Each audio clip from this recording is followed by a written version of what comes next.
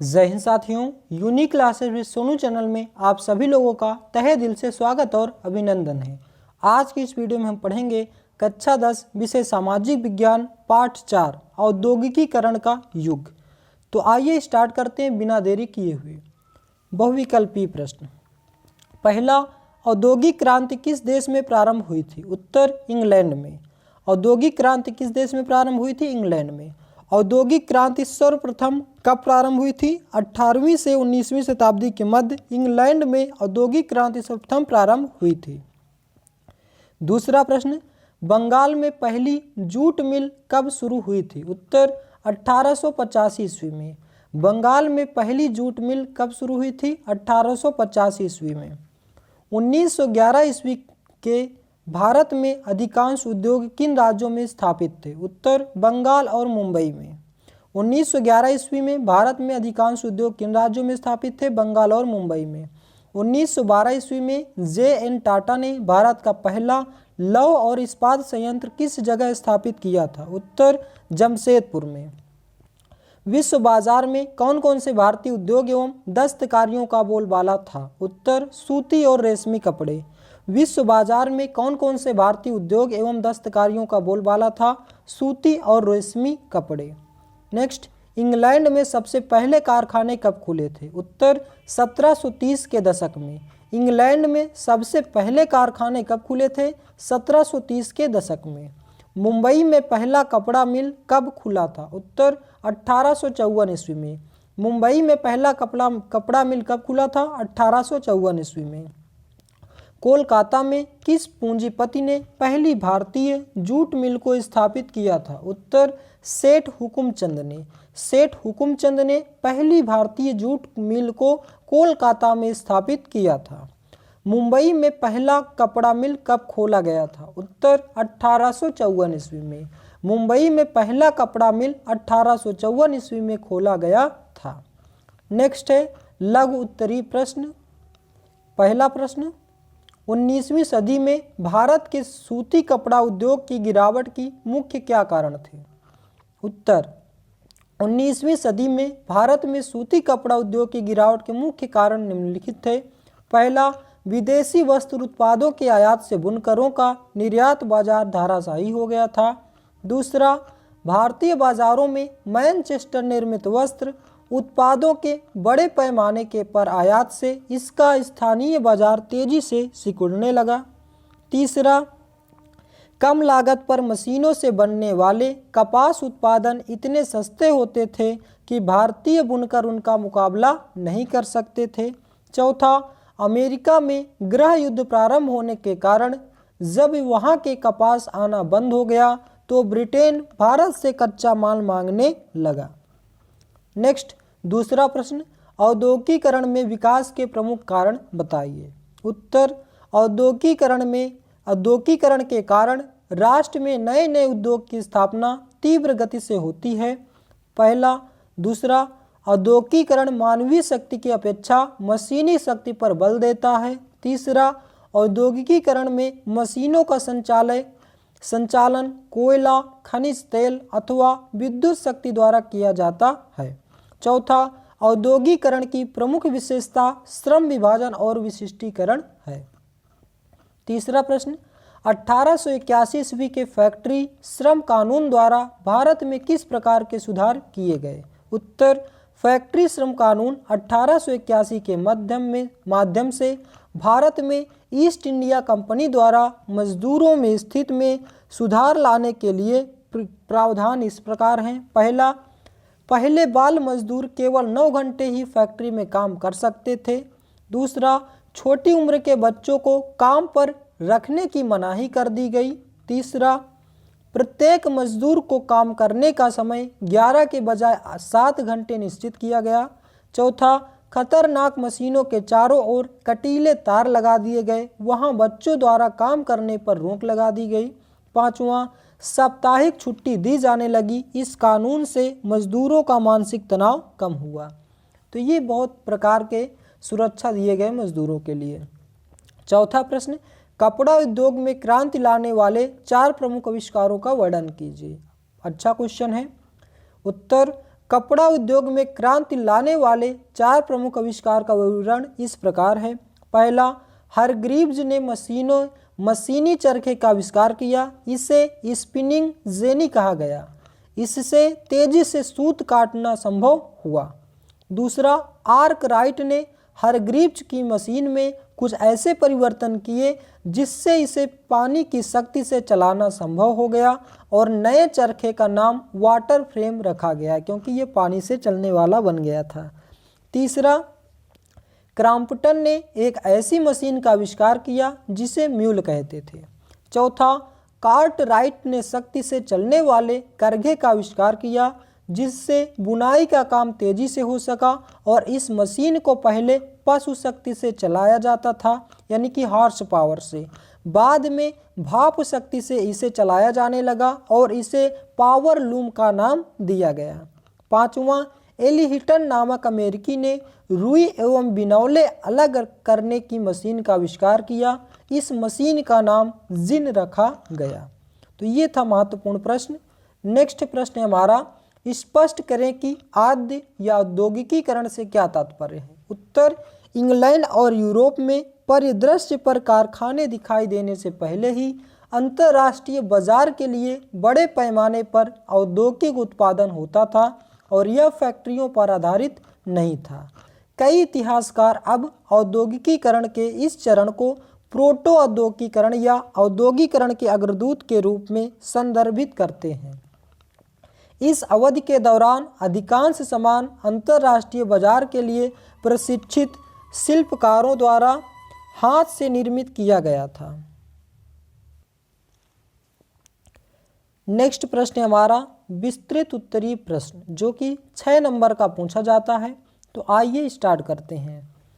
पहला प्रश्न हमारा, 19वीं सदी के यूरोप में कुछ उद्योगपतियों ने मशीनों के बजाय हाथ से काम करने को प्राथमिकता क्यों दी। दोस्तों होता क्या है, जहाँ पे एक मशीन आ जाती है तो कम से कम 40 से 50 लोग या जितने भी वर्कर होते हैं काफ़ी मजदूरों को उनसे छुट्टी मिल जाती है जो कि मजदूरों को घर का अपना पालन पोषण करने में घर का खर्चा चलाने में दिक्कत होती है क्योंकि एक मशीन कम से कम 50 मजदूरों का काम अकेले कर लेती है तो मजदूरों का खर्चा नहीं चल पाता। तो इसीलिए उन्होंने 19वीं सदी में यूरोप में कुछ उद्योगपतियों ने मशीनों के बजाय हाथ से काम करने को प्राथमिकता दी।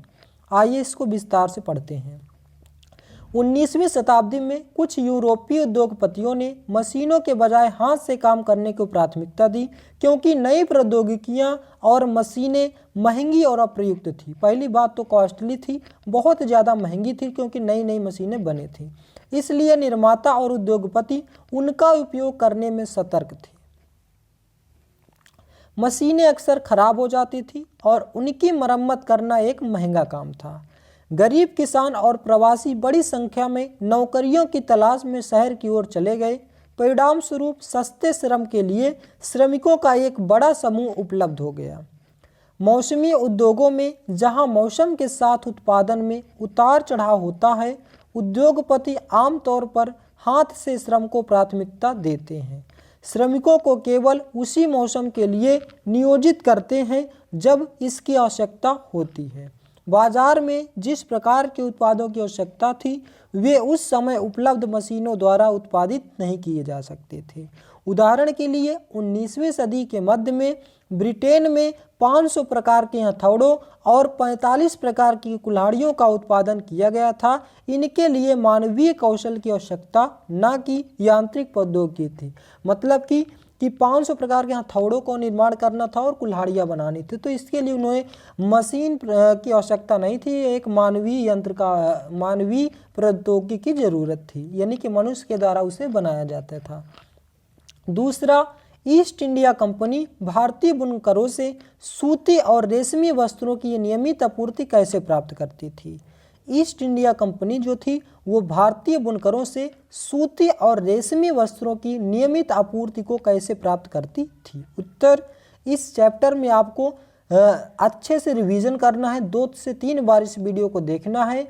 आपको इसकी नोट्स ज़्यादा तक इसमें कोई ऐसा इंपॉर्टेंट नहीं है जो एक कपड़ा वाला जो हमने पढ़ा था वो क्वेश्चन आपका इम्पॉर्टेंट है, और एक 19वीं शताब्दी का ये इम्पॉर्टेंट हो गया। तो ये 2 से 3 क्वेश्चन इंपॉर्टेंट है इस चैप्टर से। इस चैप्टर से कोई खास क्वेश्चन नहीं पूछा जाता, तो आप इसको अच्छे से एक बार देख लेंगे तो याद हो जाएगा। दूसरा प्रश्न हमारा, ईस्ट इंडिया कंपनी ने भारतीय बुनकरों से सूती और रेशमी वस्त्रों का नियमित आपूर्ति कैसे करती थी? उत्तर, ईस्ट इंडिया कंपनी ने सूती और रेशमी वस्त्रों की नियमित आपूर्ति सुनिश्चित करने के लिए विभिन्न कदम उठाए, जैसे कि उन्होंने व्यापार के अधिकार पर एकाधिकार स्थापित करने के लिए राजनीतिक शक्ति स्थापित की।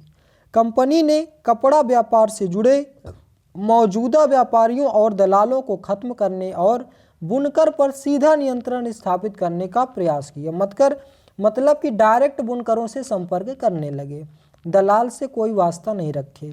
इनसे बुनकरों की निगरानी, आपूर्ति एकत्र करने और कपड़े की गुणवत्ता की जांच करने के लिए वेतनभोगी नौकरों को नियुक्त किया गया, जिन्हें गोमास्त कहा जाता था। मतलब इन्होंने ये नियुक्त किया कि ये अपना डायरेक्ट सेलर से संपर्क रहेगा, जो भी कपड़ा बुनते थे बुनने वाले से डायरेक्ट संपर्क रखेंगे तो अच्छा माल मिलेगा और पैसे की बचत होगी, जो भी दलाल लेता था वो उनको नहीं दे लगेगा। इनसे कंपनी ने बुनकरों को अन्य खरीदारों के साथ सौदा करने से रोका। एक बार ऑर्डर दिए जाने के बाद बुनकरों को कच्चा माल खरीदने के लिए ऋण दिया जाता था। जो लोग ऋण लेते थे उन्हें अपना उत्पादित कपड़ा गुमास्ताओं को ही सौंपना पड़ता था, वे इसे किसी अन्य व्यापारी के पास नहीं ले जा सकती थी।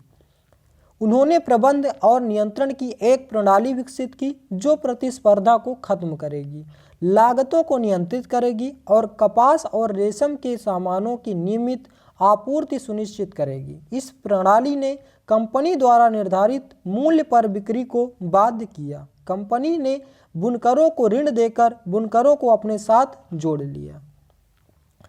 तीसरा प्रश्न, कल्पना कीजिए कि आपको ब्रिटेन और कपास के इतिहास पर एक विश्वकोश के लिए एक लेख लिखने को कहा गया और संपूर्ण जानकारी का उपयोग करके अपना लेख लिखें। उत्तर, 18वीं सदी के इंग्लैंड में निम्नलिखित आविष्कार कपास के इतिहास में महत्वपूर्ण मील के पत्थर हैं आदि। जेम्स हारग्रीव्स ने 1764 में स्पिनिंग जेनी का आविष्कार किया, इससे कटाई के काम में काफ़ी सुधार हुआ। जॉन ने 1769 में फ्लाइंग शटल का आविष्कार किया, जिसे बुनाई प्रक्रिया को बढ़ावा मिला। नेक्स्ट, रिचर्ड आर्कराइट ने 1769 ईस्वी में स्पिनिंग जेनी में सुधार किया ताकि जल शक्ति चलाया जा सके और उन्होंने इसे वाटर फ्रेम कहा। 1776 में सैमुअल क्रॉम्पटन ने म्यूल का आविष्कार किया, जिससे वाटर फ्रेम और स्पिनिंग जेनी दोनों के फायदे शामिल थे। नेक्स्ट, 1785 में एडमंड कार्टराइट ने पावर लूम का आविष्कार किया, जो कताई और बुनाई दोनों के लिए भाप की शक्ति का उपयोग करता था। एली व्हिटनी ने 1793 में कॉटन जिन का आविष्कार किया, जिसने कपास के रेशों से बीज निकालने समस्या को हल हो गई। यह हाथ से 300 गुना तेजी से बीज को रेशों से अलग कर सकता है। बाद में आर्कराइट ने एक पूर्ण कपास मिल बनाई, जहां सभी कपड़ा निर्माण प्रक्रियाएं ही छत और प्रबंधन के तहत पूरी की जा सकती थी। कपास मिलों को चलाने में भाप शक्ति के उपयोग ने बहुत महत्वपूर्ण भूमिका निभाई। बहुत कम समय और कम शारीरिक श्रम से वस्त्रों का उत्पादन बढ़ गया और 19वीं शताब्दी की शुरुआत में इंग्लैंड में लगभग 321 भाप इंजन थे, जिनमें से 80 सूती कपड़ा मिलों में उपयोग किए जाते थे। और फिर इसके बाद ईस्ट इंडिया कंपनी ने बुनकरों की निगरानी करने, आपूर्ति एकत्र करने और वस्त्रों की गुणवत्ता का मूल्यांकन और निरीक्षण करने के लिए कंपनी के वेतनभोगी नौकर गोमास्तों को नियुक्त किया। गोमास्ता ईस्ट इंडिया कंपनी और बुनकरों के बीच के कड़ी थे। कंपनी ने बुनकरों को कपड़ा बुनाई के लिए कच्चा माल खरीदने के लिए ऋण की व्यवस्था की। तो ये था हमारा बहुत ही महत्वपूर्ण प्रश्न है, इसको याद रखना। अभी इसी तरह का एक हमने लघु उत्तरीय प्रश्न पढ़ा था, सेम यही क्वेश्चन था, थोड़ा उसमें शार्ट में था, तो पहले आप उसको याद कर लेंगे, फिर इसके बाद इसी में से कुछ ऐड कर लेंगे तो आपका एक विस्तृत उत्तरीय प्रश्न बन जाएगा। नेक्स्ट प्रश्न, प्रथम विश्व युद्ध के दौरान भारत में औद्योगिक उत्पादन क्यों बढ़ गया? उत्तर, प्रथम विश्व युद्ध के दौरान भारत में औद्योगिक उत्पादन निम्नलिखित कारणों से बढ़ा। ब्रिटेन मिले सेना की जरूरतों का पूरा करने के लिए युद्ध उत्पादन में व्यस्त थी। इस प्रकार भारत में मैनचेस्टर के आयात में गिरावट आई। आयात में अचानक गिरावट के साथ भारतीय मिलों के पास आपूर्ति के लिए एक विशाल घरेलू बाजार था। जैसे जैसे युद्ध लंबा होता गया, भारतीय कारखानों को युद्ध की जरूरतों की आपूर्ति करने के लिए भी बुलाया गया, जैसे जूट के बैग, सैनिकों की वर्दी के लिए कपड़ा, तंबू और चमड़े के जूते। नई फैक्ट्रियां स्थापित की गई और पुरानी फैक्ट्रियां कई पालियों में आयोजित की गई। युद्ध के वर्षों के दौरान भारतीय उद्योगों में तेजी आई और कुल मिलाकर प्रथम विश्व युद्ध ने भारतीय उद्योगों को बढ़ावा दिया। तो दोस्तों, ये था हमारा आज का महत्वपूर्ण चैप्टर, जिसको हमने अच्छे से पढ़ा। इस चैप्टर से आपको कोई खास चीज़ें नहीं याद रखनी है। पहला तो बहुविकल्पी प्रश्न आपको 100% याद ही रखना है। एक क्वेश्चन आपको लघु उत्तरी से जो इम्पोर्टेंट था कपड़ा मिल से रिलेटेड, और एक 19वीं शताब्दी से रिलेटेड। इन दो क्वेश्चन को आपको लिख लेना है अच्छे से, और फिर उसके बाद वीडियो को 2 से 3 बार देखना है। रिवीजन आपका हो जाएगा और आप एग्जाम में आसानी से लिख पाएंगे। तो दोस्तों, आज का वीडियो आपको कैसा लगा, इसका जवाब आप हमें कमेंट बॉक्स में दें। यदि आप हमारे चैनल पर नए हैं तो चैनल को सब्सक्राइब करें, वीडियो को लाइक करें और ज़्यादा से ज़्यादा शेयर करें। Thanks for watching my video. मिलते हैं नेक्स्ट वीडियो में। जय हिंद, जय भारत।